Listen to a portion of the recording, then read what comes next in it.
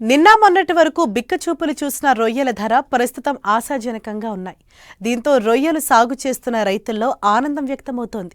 గతంలో ప్రతికూల వాతావరణ పరిస్థితులకు తోడు నకిలీ సీడ్స్తో నష్టపోయిన ఆక్వా రైతులు ప్రస్తుతం పెరిగిన ధరలు ఉపశమనం కలిగిస్తాయంటున్నారు. అయితే వ్యాపారులు సిండికేట్ కాకుండా ప్రభుత్వం చర్యలు తీసుకుంటే రొయ్య రైతులు గట్టెక్కేందుకు అవకాశం ఉందని కోరుతున్నారు.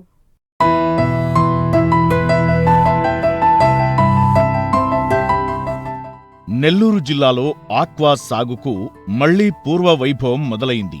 కొన్నేళ్లుగా తీవ్ర ఒడిదుడుకులతో నష్టాలు చవిచూసిన ఆక్వా రైతులు ప్రకృతి అనుకూలం, ధరలు స్థిరంగా కొనసాగడంతో క్రమంగా లాభాలు చూస్తున్నారు.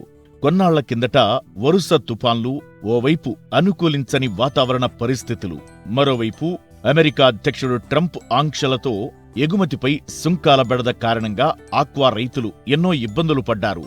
అయితే కేంద్ర ప్రభుత్వం యూరోపియన్ మార్కెట్కు మన దేశ రొయ్యలు ఎగుమతయ్యేలా చర్యలు చేపట్టింది.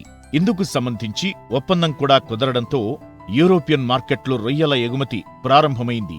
ఈ క్రమంలో రొయ్యల ధర పెరగడంతో ఆక్వా రైతులు సంతోషం వ్యక్తం చేస్తున్నారు. 10 ఎకరాలు ఆక్వాకల్చర్ చేస్తున్నాను.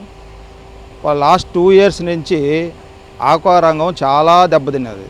రేట్లు లేక, ఎక్స్పోర్టింగ్ లేక, నా రైతులు వేసిన రొయ్యలు రాక, రేట్లు లేక ఇన్ని ఇబ్బందులు పడుతూ ఈ 2 సంవత్సరాల తర్వాత ఇప్పుడు రొయ్యల కల్చరు రైతుకి ఇప్పుడు ఒక ఎన్నెముకలాగా నిలబడింది.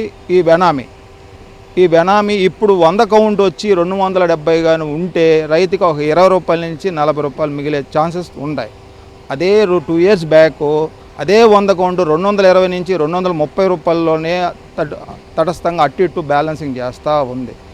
ఇదే విధంగా కానీ 270 రూపాయలు కానీ రేట్లు నడుస్తుంటే రైతుకి 10 రూపాయలు ఉంటుంది.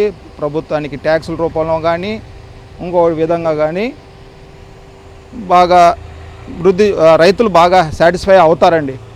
ఇది ఈ గవర్నమెంట్ వచ్చిన తర్వాత ఇప్పుడు బాగా డెవలప్ అయ్యింది. అందులో ఈ మధ్య ట్రంప్ గారు కూడా ఈ ట్యాక్స్ విధానంలో పెంచినప్పటికి కూడా అప్పుడు కన్నా ఇప్పుడు ఇంకా రేట్లు పెరిగాయి. కానీ ఎందుకు పెరిగిందా, దేనికి పెరిగిందా రైతుగా నాకు తెలియదు. కానీ అయితే ఇప్పుడున్న రేట్లు అయితే మంచి రేట్లు. ఇదే విధంగా కానీ మే నెలలో కూడా వచ్చే రాబోయే కల్చర్లో కూడా ఇదే విధంగా ఇయ్యగలిగితే రైతుకి ఒక భరోసా ఇచ్చినట్టుగా, మళ్ళీ వ్యాపారస్తులంతా సిండికేట్ కానికుండా చూడాల్సిన బాధ్యత ప్రభుత్వాన్ని మీద దృష్టి పెడితే ఇదే విధంగా కానీ నడిస్తే ఆక్వా రంగం ముందుకు పోయే ఛాన్సెస్ బాగా పుష్కలంగా ఉంది.